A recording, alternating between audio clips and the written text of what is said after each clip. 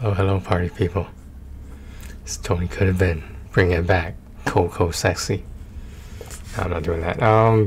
So this is what happens at the end of this regular season of basketball every year. I make my picks, and I'm right about like maybe 25% of the time I'm right, but I am biased, so I don't really know what to say. Starting on the West with this, I guess the play-in tournament is a good thing. I still firmly agree that we should not have conferences and just play the top 15 and call it a day. Or technically it would have to be top 16, but like why doesn't the first seed get a bye or something? I mean, like, why can't they just advance to the next round? Because like, what's the point of having the first seed then besides to face the lowest seed? I mean, so that would eliminate teams from tanking to try to face easier opponents. Like, make the first seed mean something. But hey, what do I know? What do I know? Okay, we got the Pelicans and the Spurs in the play-in tournament. I've got the well, you see if Zion was playing? I think he's still injured, right? Well, let's say if Zion played up to his hype, then it would be the Pelicans. But because I don't know what situation is going on over there, the Spurs, even though their record is kind of embarrassing, but I think they can pull this off. I think they can pull it off to the to face. Now, for the play-in tournament, the Timberwolves, I will admit that Cat is he's getting up there. I mean, like, he seems to be improving generally every season. He just needs better pieces around him, and I don't think he's going to find that in Minnesota. That's just me, though. But I do see the Lakers taking the Lakers. Yeah, the Lakers. All right, whatever. The Clippers. I do see the Clippers taking this one, and if it came down to the Spurs and Clippers, I do have the Clippers reaching the 7th seed, and the Spurs would get the what would the Spurs get? Dude, I said this last year. This playing tournament is so needlessly complicated to me. So maybe it's just me. If the Spurs face the Timberwolves, right? I would say Timberwolves. Timberwolves can make the 8th seed. Clippers make the 7th seed. On the other side of the conference in the East, I have Charlotte winning the that play-in game. I have Brooklyn winning as a 7th seed, and when Cleveland faces Charlotte, I think LaMelo Ball is gonna ball out. Like, pun intended. He's a real thing, man. He's arguably the best ball player from that family now.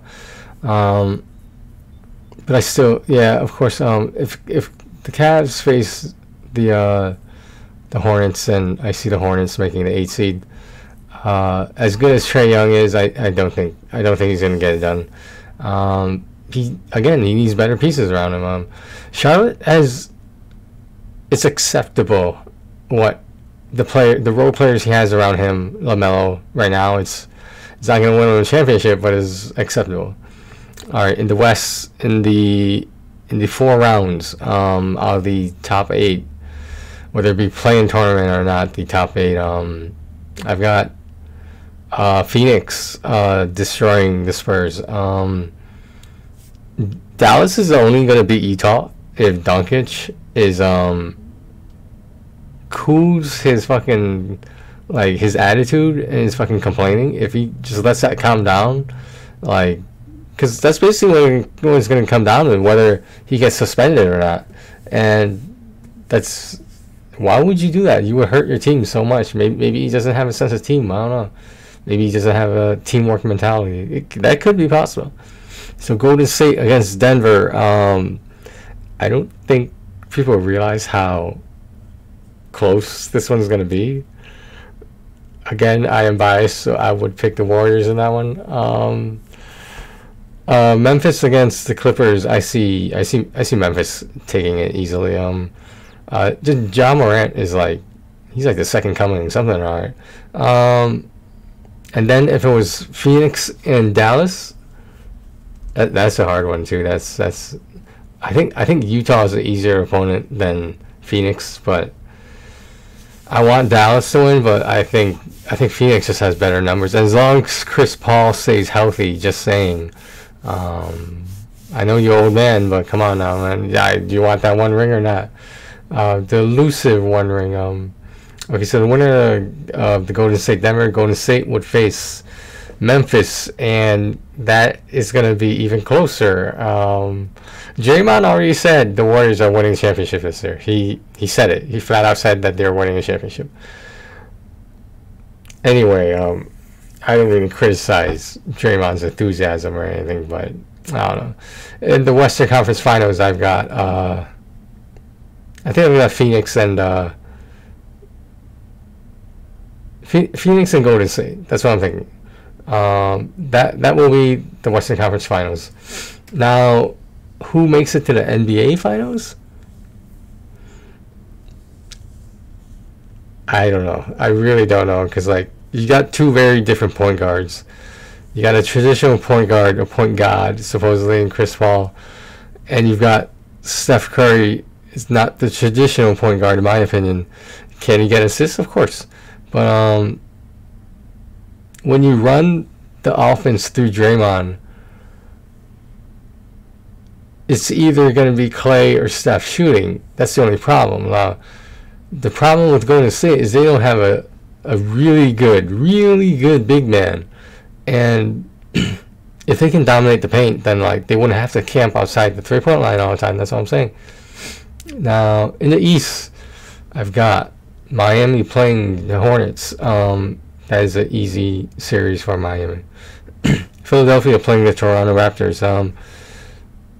I want to say Philadelphia, but like I don't think they've played enough together that much.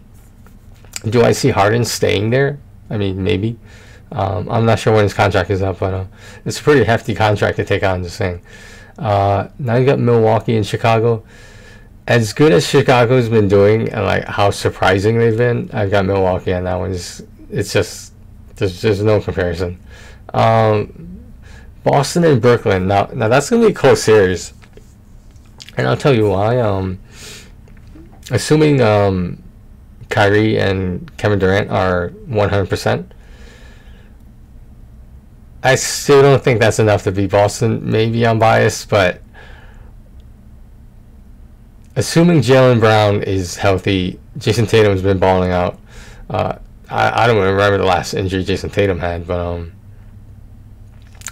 if we move on to the next round, I've got Boston taking that. Yeah, I realize it's a close one. In my opinion, it's close. A lot more close than people think. Just saying. Between Miami and the 76ers, I've got Miami and 76ers. I've got Philadelphia taking that. I'll pick the. I don't know if they're the favorite in that. If you look in terms of record, of course Miami is the favorite. But I've got 76ers facing the, assuming Milwaukee plays the Celtics. That's a close one again, man. Like, I see Milwaukee and 76ers facing off. Joel Embiid is better than Giannis. Let me repeat it. Joel Embiid is better than Giannis. Are they the same kind of player? Not really. I mean, there are similarities. Joel Embiid is the better player in his position.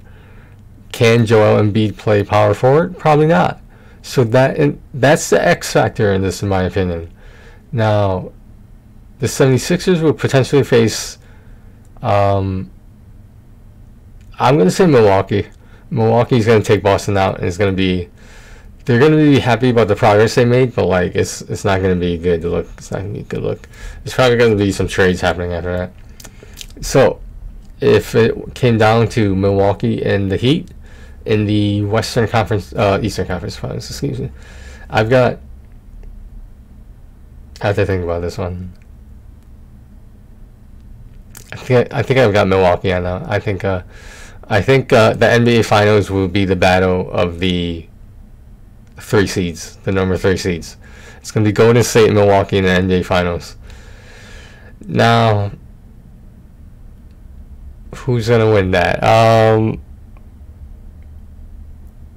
if everyone stayed healthy, I feel like Milwaukee has leeway if maybe two of their players got injured. But I'm going to say no, they're not going to win the chip unless everyone is healthy. No matter how small a role player you are, like Golden State's going to need to fill that void that Kevin Durant left. Let me put it that way. But being biased, I've got Golden State winning the 2022 NBA championships. You know, I'm not a Golden State fan. I'm a Steph Curry fan. There's a difference. Yeah, so that's I think I'm going to be wrong about the finals, but I think some of the earlier rounds I think I'm right on. But you never know, because there might just be there. As far as I know, there's only one play-in game, so like it's sort of like football where the entire season is riding on one game. But then after that, of course, you get the best of 7 series, best of 7 in a series. Well, guys, hope you enjoyed that. Let me know what you think, but it's been a while since I made a basketball video, so just remember, Joel Embiid is a better basketball player than Giannis Antetokounmpo. Joel Embiid is a better basketball player than Giannis Antetokounmpo. Okay, I can't stress that enough. I'm sorry, I can't stress that enough. I have my personal reasons why I think that way. I'm sure I'm not the only one who thinks that way. That's all I'm saying. All right, guys. Thanks for listening to my picks. Take care of yourselves and each other.